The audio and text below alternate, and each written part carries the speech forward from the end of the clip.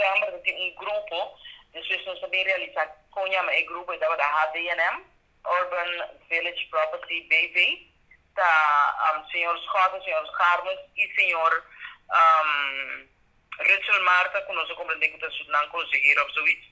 Canal de barrio com informação de habitante da Dinamang, que nós é coisa que insólito junto com o diretor de FKP. Ora, nós aponta aqui que está passando, não tem contexto, depois vem contestar nada, não está passando, não tem nada.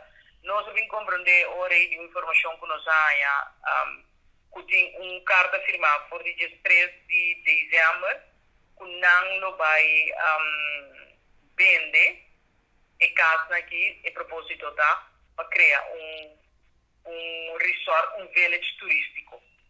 Então, com ele, não tem que sair. Nós ainda nos MOU com o trabalho firmar, mas não tem firma de budget, mas que explica especificamente com a coisa que se vai. Entre não tem, que tem cláusula de MOU com essa firma aqui, que todos os partidos, que tanto o FKP como o grupo A, qual da HDNM Urban Village Pro, está de acordo com nada, pero absolutamente nada nos sale a fora. Que zero não entende. Tem caso que, por exemplo, nós que atendemos, então nós broadcast, para sobre esse colega informação legal, tem que pagar suma. Então, já não tem algo que está bom, então se coisa ali, então se paga, cultura que você sabe bom que você está fazendo coisa que não quadra tem normal de sacar gente então para você chanchuya.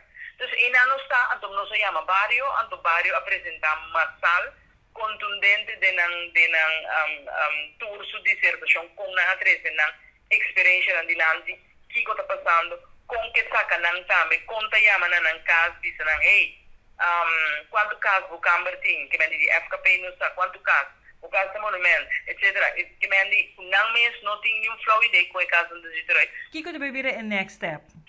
Next step, nós habitante com a inscrever, para nós vai trazer a estratégia de next step, que você não tem, de semana. Okay.